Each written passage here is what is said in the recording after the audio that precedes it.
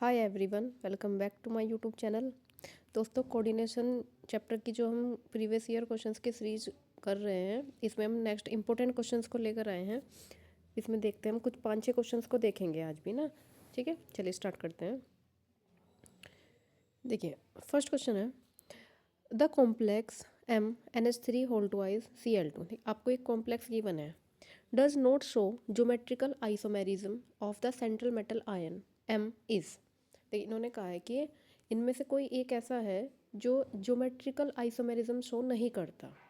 तो इसमें हमें कौन सी मेटल है जो सीस और ट्रांस आइसोमेरिज्म नहीं देगी। ठीक है, ज्योमेट्रिकल आइसोमेरिज्म में क्या होता है, सीस एंड ट्रांस। सीस में क्या होता है, जैसे अगर हम इसकी फॉर्म बनाएं, ये मेटल है कोई, इसमें NH3 2 है, NH3। अगर हमारा NH3 ये हो, ये N है, और यहाँ पे हमारा Cl एंड Cl हो, तो ये कैसी फॉर्म होगी, ये फॉर्म होगी हमारी सिस। वहीं अगर हम क्या करें,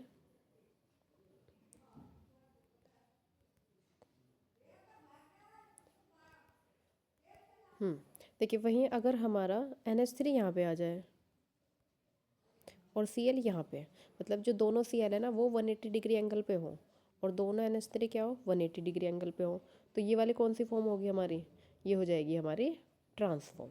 ठीक है। तो देखिए, इनमें कहा है कि निकल 2 पॉजिटिव, कॉपर 2 पॉजिटिव, इनमें से कौन है जो हमारा ज्योमेट्रिकल आइसोमेरिज्म नहीं देगा। देखिए, हम सीधा आंसर पे जाते हैं। इसका ऑप्शन ना Zn2 पॉजिटिव होगा, क्योंकि आप बाकी को निकिल, कॉपर, प्लेटिनम जिसको भी रखोगे वो हमारा क्या देगा, ज्योमेट्रिकल आइसोमेरिज्म देगा। देखिए, जिंक कितना होता है, जिंक का एटॉमिक नंबर होता है 30। ये कितना होता है, 3D10 4s2, 4s2 है। अब क्योंकि Zn2 पॉजिटिव में है, जिसकी वजह से 2 इलेक्ट्रॉन क्या करेगा, ये अपने लूज़ कर देगा, तो इसलिए ये हो जाएगा 0। अब देखिए, डी के ऑर्बिटल 10 थे, इसका मतलब वो पहले ही क्या है, सारे फिल हैं, सब में क्या है, 2-2 इलेक्ट्रॉन्स है, सब में कितना है, ये 2-2 इलेक्ट्रॉन्स है। 4s एंड 4p क्या है, खाली। 4s एंड 4p क्या है, खाली है। अब जो आने वाले ये लिगेंड्स हैं, 2 NH3 और 2 Cl, कहाँ जाएंगे, S में जाएंगे और P में जाएंगे, जिसकी वजह से इसका हाइब्रिडेशन कितना हो जाएगा, sp3।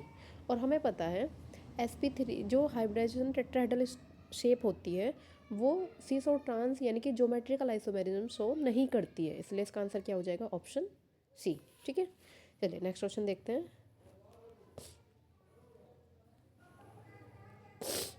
नेक्स्ट क्वेश्चन है number of lone pair electrons present on xenon in XeOF4। देखिए, ये जीनोन का एक कॉम्प्लेक्स है, इसमें बताना है जीनोन के लोन पेयर कितने होंगे। Option 1, 2, 3 and 4। देखिए, अगर हम इसकी शेप ड्रॉ करें, जीनोन के पास 8 इलेक्ट्रॉन्स होते हैं ना, इसने जो 2 इलेक्ट्रॉन है वो तो ऑक्सीजन के साथ बॉन्ड बनाने में यूज़ किए होंगे, ये 2 है। ठीक है, और 4 किस में किए होंगे, F के साथ बॉन्ड बनाने में यूज़, ये है। अब बचे कितने, देखिए 2 इलेक्ट्रॉन यहाँ पे, एक यहाँ रहा होगा, एक ये है और एक ये है, कितना हुआ, 2, 3, 4, 5 और 6 इलेक्ट्रॉन तो यूज़ हो गए। अब इसके जो 2 बचे हैं उसके क्या कहते हैं, ये हो गए हमारे लोन पेयर, ये हो जाएंगे हमारे लोन पेयर। अब अगर इसमें इसका हाइब्रिडेशन देखें तो इसका हाइब्रिडेशन होता है sp3d2, sp3d2, तो ऑक्टाहेड्रल शेप होनी चाहिए। देखिए, इसकी जो हमारी ज्योमेट्री है वो तो ऑक्टाहेड्रल है, लेकिन जो शेप है वो क्या है, पिरामिडल शेप है, पेंटागोनल बाय पिरामिडल। ठीक है, पेंटागोनल पिरामिडल है। तो ये हमारे क्या होगी, इसके लोन पेयर पूछे थे इसमें हमारे, तो कितना लोन पेयर है, एक, तो आंसर क्या हो जाएगा हमारा, ऑप्शन ए। ठीक है। अच्छा, स्क्वायर पिरामिडल होने के लिए एक कितना, उसका हाइब्रिडेशन कितना होना चाहिए, स्क्वायर पिरामिडल हाइब्रिडेशन होता है DsP2। ठीक है, ये होता है। चलिए नेक्स्ट क्वेश्चन करते हैं। क्या है, the d orbital involve in DsP2 hybridization of square planar complex. देखिए, इसमें यही क्वेश्चन है कोई स्क्वायर प्लेनर कॉम्प्लेक्स है जिसका हाइब्रिडेशन कितना है DsP2। तब इन्होंने कहा है कि डी का कौन सा ऑर्बिटल शामिल है। देखिए डी के जो 5 ऑर्बिटल होते हैं कौन कौन से होते हैं, ये DXY, DYZ, DZX और एक होता है DZX था, ठीक है, DX² माइनस Y² और एक होता है हमारा DZ², ये होता है। अब देखिए इन्होंने कहा DsP2 है, जो P है ना इसमें P हमारा यूज होता है PX PY PZ होता है ना, PX PY and PZ। But क्योंकि ये क्या होता है, ये XY प्लेन में होते हैं, जिसकी वजह से XY वाले ही ऑर्बिटल क्या करेंगे, DsP2 हाइब्रिडेशन में कंट्रीब्यूट करेंगे। तो इसलिए इसमें क्या होता है, डी का कौन सा है जिसमें XY है, जिसमें सिर्फ XY, एक तो ये है DX² माइनस Y², और P का कौन सा यूज होगा, PX एंड PY, और S में तो एक ही होता है, तो ये होता है DsP2 हाइब्रिडाइजेशन। तो इसके लिए आंसर क्या हो जाएगा, इसमें ऑप्शन C करेक्ट हो जाएगा। ठीक है, चलिए नेक्स्ट क्वेश्चन देखते हैं।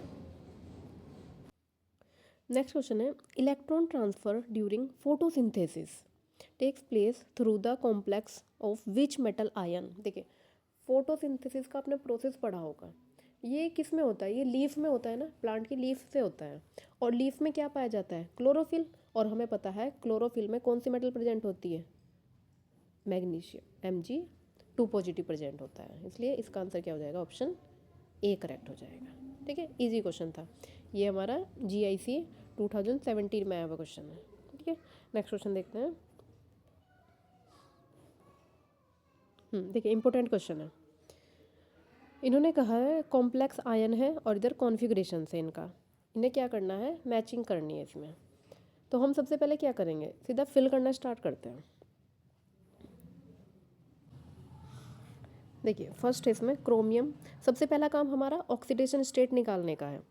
इसकी ऑक्सीडेशन स्टेट कितनी होगी, क्लोरीन 2 है, यहाँ पे -2 और ये उधर जाके प्लस, तो Cr+3 में है ये। तो इसका कॉन्फ़िगरेशन कितना हो जाएगा, ये हो जाएगा 3d3। देखिए डायरेक्ट करेंगे क्योंकि अभी हम बहुत सारे क्वेश्चंस कर चुके हैं।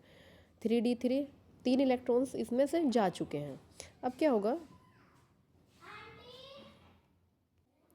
अब देखिए ये हमारा क्रिस्टल फील्ड स्टेबिलिटी आपने CFT पढ़ा होगा, इसमें क्या होता है, जो 5 डिजनरेट ऑर्बिटल होते हैं ये हमारे क्या करते हैं, इनकी स्प्लिटिंग हो जाती है, और ये ऑक्टेट में T2G एंड EG में ब्रेक होते हैं, T2G एंड EG में ब्रेक हो जाते हैं, जिनकी एनर्जी T2G की एनर्जी क्या हो जाती है, तीनों ऑर्बिटल की कम हो जाती है, और EG जो एक्सिस पे होते हैं उनकी एनर्जी क्या हो जाती है, बढ़ जाती है, और इस बीच वाले एरिया को कहते हैं डेल्टा O एनर्जी। ठीक है, अच्छा देखिए इसमें 3 इलेक्ट्रॉन सबसे पहले क्या आएंगे, जिसकी एनर्जी कम होती है उसमें इलेक्ट्रॉन फिल होंगे, तो तीनों इलेक्ट्रॉन कहाँ आएंगे, यहाँ पे।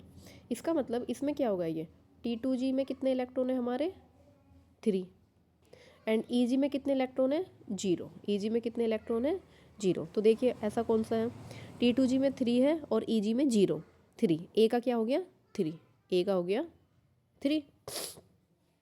चलिए B को देखते हैं, CrCn की होल 6, क्रोमियम यहाँ पे कितना है, क्रोमियम में +2 ऑक्सीडेशन स्टेट में है, इसका मतलब ये कितना है 3d4। ठीक है 3d4।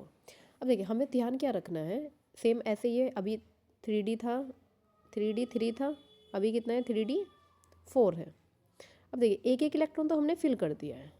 ठीक है, अब ये चौथा इलेक्ट्रॉन है वो कहाँ पे जाएगा, देखिए जो Cn होता है ना वो एक स्ट्रॉन्ग लिगेंड होता है, और स्ट्रॉन्ग लिगेंड हमने पहले भी पढ़ा है क्या कराता है, पेयरिंग कराता है। अब पेयरिंग कराता है मतलब ये लो स्पिन कॉम्प्लेक्स है, पेयरिंग कराएगा, ऐसा क्यों होता है कि ये ऊपर नहीं जा पाता, पता है क्या, इसका ये डेल्टा O की वैल्यू ना बहुत ज़्यादा हाई होती है और पेयरिंग एनर्जी कम होती है, डेल्टा O की वैल्यू ज़्यादा होती है पेयरिंग एनर्जी से, इसलिए क्या करेगा ये पेयरिंग करा देगा। तो इसमें क्या होगा, T2G में 4 इलेक्ट्रॉन है, T2G में 4 है एंड EG में 0। कौन सा ऑप्शन है ऐसा, B2, तो B का क्या हो गया 2, T2G 4 एंड EG 0। देखिए हम ऑप्शन से अब जो आइडिया लगा सकते हैं क्योंकि 2 तो हमारे पास हो ही गए हैं। नेक्स्ट को देखते हैं, CrCO की होल 6। देखिए CO क्या होता है, 0 ऑक्सीडेशन स्टेट में होता है CO, तो इसकी वजह से Cr की कितनी है, Cr 0 ऑक्सीडेशन स्टेट में है यहाँ पे, तो ये कितना है Cr, क्रोमियम है ना 3d5 4s1, ये था 3d5। अब 5 इलेक्ट्रॉन्स है।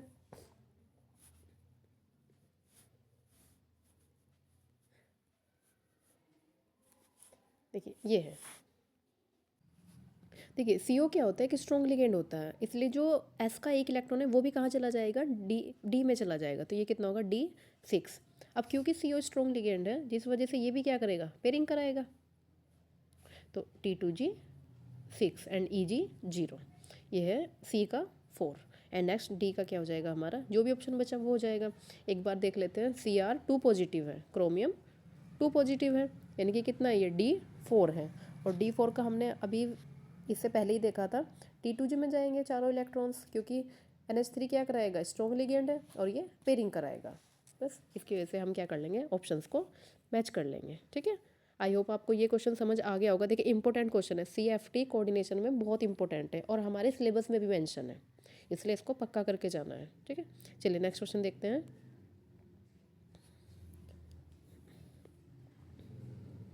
नेक्स्ट क्वेश्चन है, निम्नलिखित में से कौन रंगीन यौगिक बनाता है। देखिए जिसमें भी अनपेड इलेक्ट्रॉन्स होंगे वही हमारे क्या करेगा, कलर्ड कॉम्प्लेक्स देगा, और वही हमारा क्या, उसी का क्या निकालते हैं हम, मैग्नेटिक मोमेंट निकालते हैं। बस हमें क्या करना है, इलेक्ट्रॉनिक कॉन्फ़िगरेशन देख लेना है और देखेंगे किसमें हमारे D में इलेक्ट्रॉन्स है, तो वही क्या हो जाएगा, हमारा कलर्ड कॉम्प्लेक्स होगा। ये नहीं बताने कि कलर कौन सा है। ये क्वेश्चन हमारा UKPSC लेक्चरर 2020 में आया हुआ है। देखिए टाइटेनियम 3 पॉजिटिव में है, टाइटेनियम का कितना होता है, 3D2 एंड 4s2। इसने 2 इलेक्ट्रॉन क्या किए, लूज़ कर दिए, तो कितना बचेगा, सॉरी टाइटेनियम 3 पॉजिटिव है, 3 इलेक्ट्रॉन गए तो कितना बचेगा, D1। इसका मतलब 1 इलेक्ट्रॉन है यहाँ पे, तो यही क्या हो जाएगा, कलर्ड कॉम्प्लेक्स होगा। बाकी अच्छा देखते हैं, जिंक 2 पॉजिटिव है, मतलब 3D10 4s2, 2 इलेक्ट्रॉन जाने के बाद कितना बचेगा, 3D10। तो ये तो कम्प्लीटली फिल्ड है, तो ये भी क्या होगा, कलरलेस हो जाएगा ये तो। वेनेडियम 5 पॉजिटिव है, वेनेडियम का कितना होता है, 23 होता है ना, D5 4s2, 3D5 4s2। तो वेनेडियम +5 में है, ये क्या करेगा, पाँचों के पाँचों इलेक्ट्रॉन को लूज़ कर देगा और 3D0 4s0 हो जाएगा। ये भी क्या होगा, कलरलेस हो जाएगा। और Ag+ है, देखिए यहाँ ऑप्शन में Ag3 पॉजिटिव दे रखा है, लेकिन ये क्या है, Ag+ है, क्वेश्चन में है ना।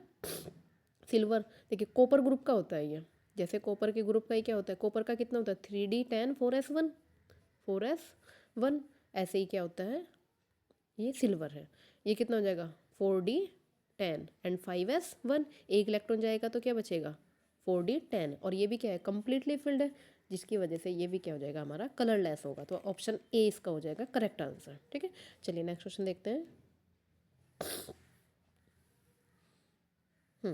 इन्होंने कहा है, colour of permanganate is violet, it is due to, potassium permanganate का गहरा वॉयलेट कलर है, इसका रीज़न क्या होता है।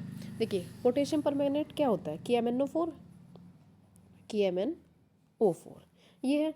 यहाँ पे मैग्नीज की जो ऑक्सीडेशन स्टेट है वो क्या होगी, देखिए इसका मैग्नीज तो 1, ये +1 और ये कितना हो जाएगा, -8, तो यानी कि ये हो जाएगा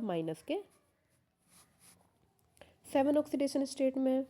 अब मैग्नीज के 7+7 ऑक्सीडेशन स्टेट में होने का क्या मतलब है कि मैग्नीज अगर हम इसका कॉन्फ़िगरेशन करें 3D5 4s2 और +7 का मतलब सारे इलेक्ट्रॉन्स चले गए यहाँ से, 3D0 4s0 है। अब ये क्या करेगा, इसके पास इलेक्ट्रॉन की कैसे ट्रांसफरिंग होगी, देखिए ये होता है हमारा चार्ज ट्रांसफ़र के कारण, इसके कारण होता है ये charge transfer, ligand to metal charge transfer होगा। देखिए DD ट्रांजिशन जब होता है, जब जैसे EG और T2G होता है, अगर हमारे इसमें कोई एक इलेक्ट्रॉन होता तब वो D से D में ही जाता ना, तब होता DD ट्रांजिशन। लेकिन यहाँ पे तो D में कोई इलेक्ट्रॉन है ही नहीं, किसी S में भी कोई इलेक्ट्रॉन नहीं है और D में भी कोई इलेक्ट्रॉन नहीं, तो यहाँ पे क्या होता है, चार्ज का ट्रांसफ़र होता है, जिसकी वजह से कॉम्प्लेक्स कलर हो जाते हैं। ठीक है, तो इसलिए इसका ऑप्शन क्या हो जाएगा, ऑप्शन B। ठीक है, चलिए नेक्स्ट क्वेश्चन देखते हैं। इसका लास्ट क्वेश्चन है और इम्पोर्टेंट क्वेश्चन है। इन्होंने कहा है, एक कॉम्प्लेक्स गिवन है हमें, PtCl2NH3 का whole twice and counter ion कितना है, Cl2।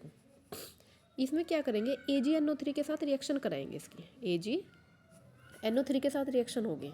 तो इन्होंने कहा कुल क्लोराइड आयन का प्रतिशत, इसमें जो Cl है ना उनका प्रतिशत बताना है। ठीक है, अच्छा देखिए जब भी हम किसी के साथ रिएक्शन कराते हैं ना तो AgNO3 AgCl PPT देगा ना, ये प्रिसिपिटेट देगा।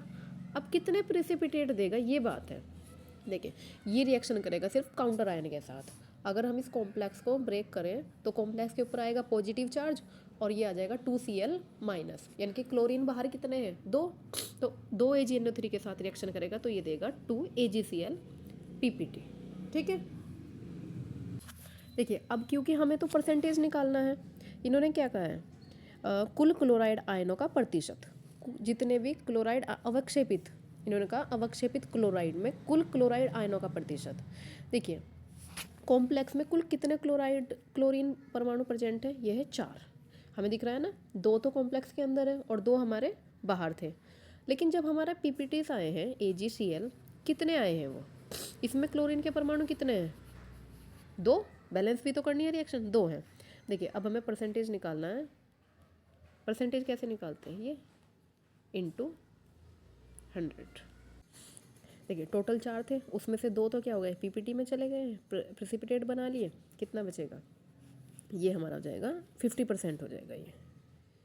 अच्छा ये टोटल है ना, टोटल से डिवाइड करते हैं, हाँ 1/2 एंड ये था 100, परसेंटेज निकालने के लिए 100 से मल्टीप्लाई, तो ये हो जाएगा हमारा 50%।